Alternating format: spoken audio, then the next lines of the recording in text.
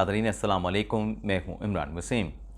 नाज़रीन, प्रोग्राम में सबसे पहले तो हम बात करेंगे जो पाकिस्तान की जानिब से मोदी सरकार को, भारतीय अफवाज को जो एक चैलेंज दिया गया है, वो चैलेंज है क्या और पाकिस्तान ने ये चैलेंज क्यों दिया है और भारत की तरफ से जंग की धमकी क्या है। इस खबर से अपने प्रोग्राम का आगाज़ करेंगे और इसके बाद हमारे वीडियो लॉग की जो पाकिस्तान से जुड़ी सियासी खबरें हैं, पाकिस्तान से जुड़ी जो अदालती खबरें हैं, जो पाकिस्तान तहरीक इंसाफ के रहनुमाओं की जो गिरफ़्तारी का ख़दशा है, जो ख़तरे की घंटी बजी है, फिर इन तमाम ख़बरों की जो डिटेल्स हैं वो आपकी खिदमत में पेश करेंगे। लेकिन व्लॉग का आगाज़ करने से पहले आपसे दरख्वास्त के चैनल को सब्सक्राइब कर लें, बेल आइकॉन का बटन प्रेस करें। वीडियो पसंद आए तो इसे लाइक और शेयर ज़रूर कीजिएगा। तो पहली खबर से व्लॉग का आगाज़ करते हैं। नाज़रीन, जो पाक भारत जंग हुई, मैं ज़्यादा पस मंज़र या ज़्यादा बैकग्राउंड में नहीं जाऊंगा।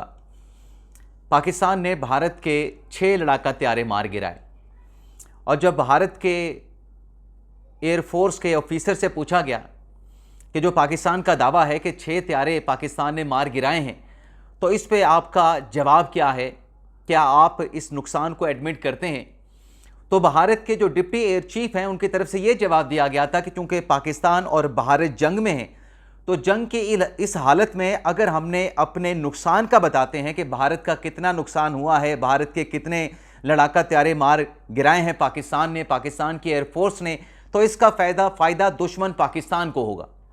यानी भारतीय फोर्सेस ने वो जो नंबर था पाकिस्तान का, जो पाकिस्तान का क्लेम था, जिसके सबूत भी दिखाए गए थे, कॉकपिट में जो आवाज़ें थीं भारतीय पायलट्स की, वो भी पूरी दुनिया को सुनाई गई थी, लेकिन भारत ने वो अपना नुकसान मानने से इनकार कर दिया था।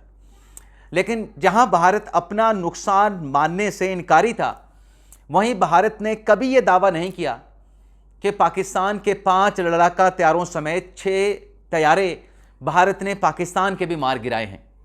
आज 3 माह गुजर चुके हैं और 3 माह के बाद पहली मर्तबा भारतीय जो एयरफोर्स के चीफ हैं, यानी जो एयर चीफ हैं एपी सिंह, उन्होंने दावा किया है कि पाक भारत जंग के दौरान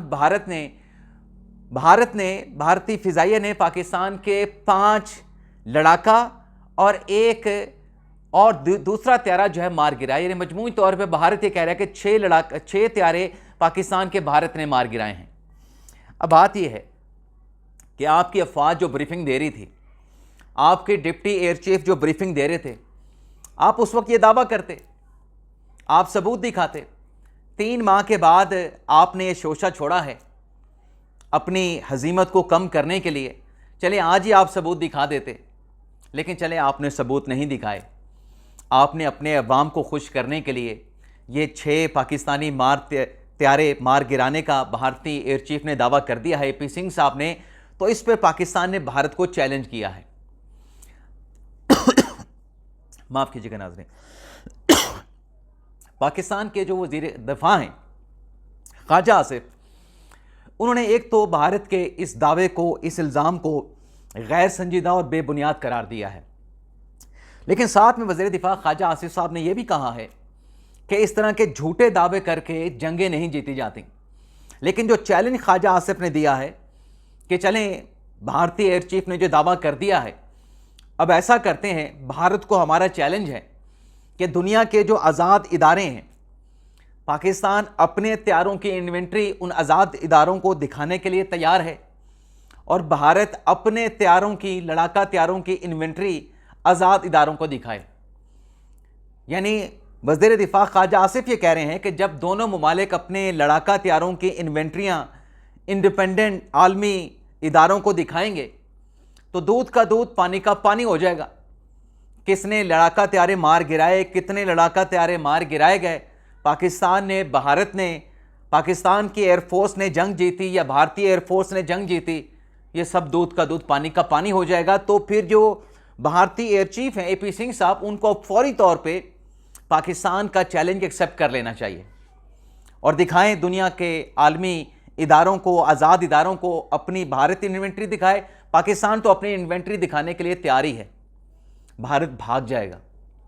जैसे पहलगाम के वाक़े पे पाकिस्तान ने कहा था ना, किसी आज़ाद एक्सपर्ट से इन्वेस्टिगेशन करा लें, जनाब भाग गए थे मोदी सरकार, भारतीय फौज, यहां पर भी ये भाग जाएंगे। ये कभी पाकिस्तान के चैलेंज को एक्सेप्ट नहीं करेंगे। और नाज़रीन, मैं आपको बताता चलूं कि भारत पाकिस्तान के खिलाफ जंग की तैयारी कर रहा है। जो वाइब्स आ रही हैं, हमारे साबिक कोर कमांडर रह चुके हैं लेफ्टिनेंट जनरल आमिर रियाज, उनका यह कहना है कि 4 से 5 फैक्टर ऐसे हैं जिससे लग रहा है कि भारत ऑपरेशन सिंदूर की नाकामी को, हजीमत को, उसका बदला लेने के लिए 4 से 5 फैक्टर ऐसे हैं कि भारत पाकिस्तान के खिलाफ जंग की तैयारी कर रहा है।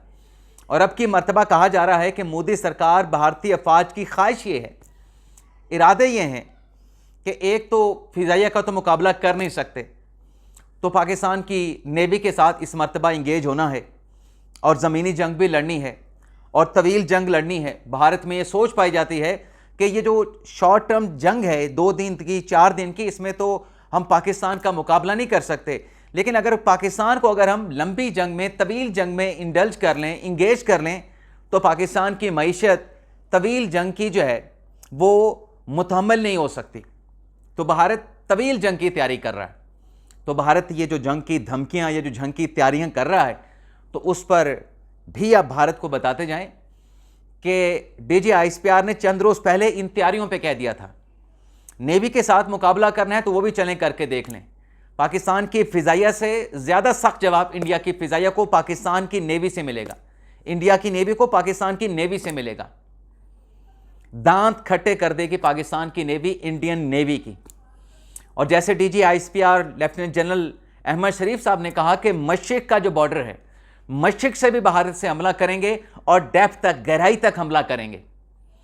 और ठिकाने भी भारत को पता है कि पाकिस्तान ने कहां कहां पे फिर ठिकानों को निशाना बनाना है।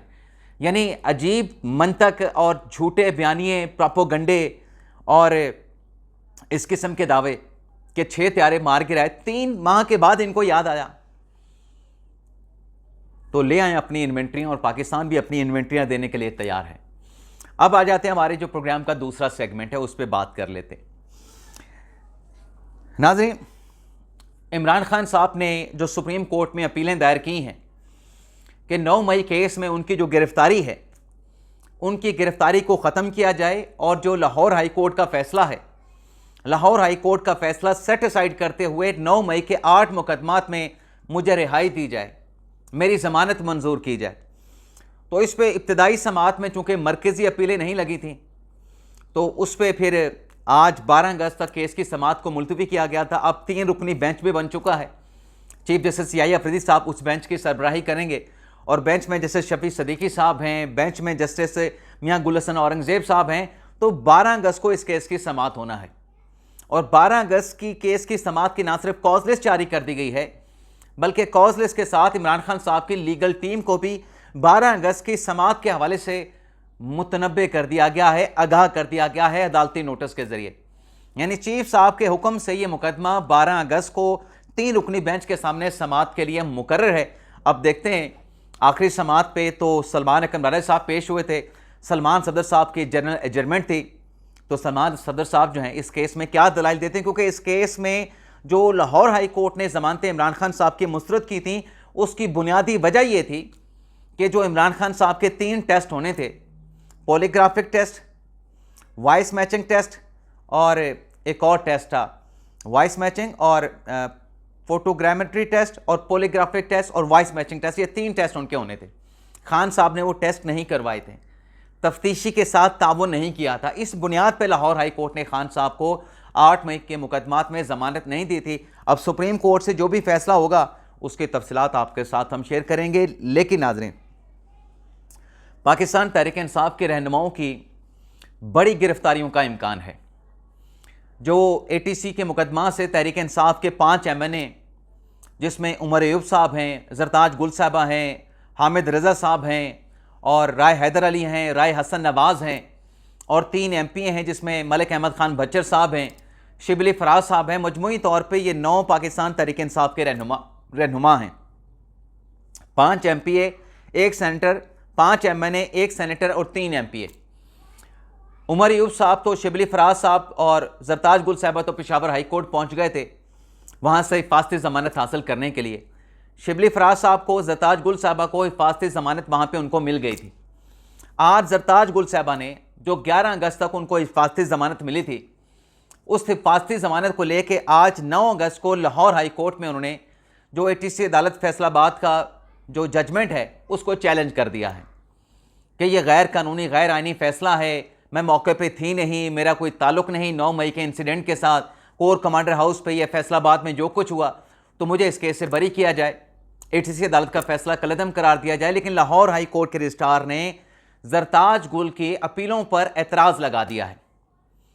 एतराज़ ये लगा है कि आपकी कन्विक्शन हो चुकी है जरताज गुल साहबा, जब तक आप सरेंडर नहीं करेंगी, जब तक आप गिरफ्तारी नहीं देंगी, तब तक आपकी ये अपील इंटरटेन नहीं हो सकती।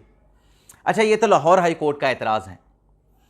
आज उमर अयूब साहब ने जो अस्करी टावर हमला केस और थाना शादमान पे हमले का जो मुकदमा ATC अदालत लाहौर में ज़ेर समात था, वहाँ पे उमर अयूब साहब की आज ज़मानत की अबूरी ज़मानत की आखिरी दिन था।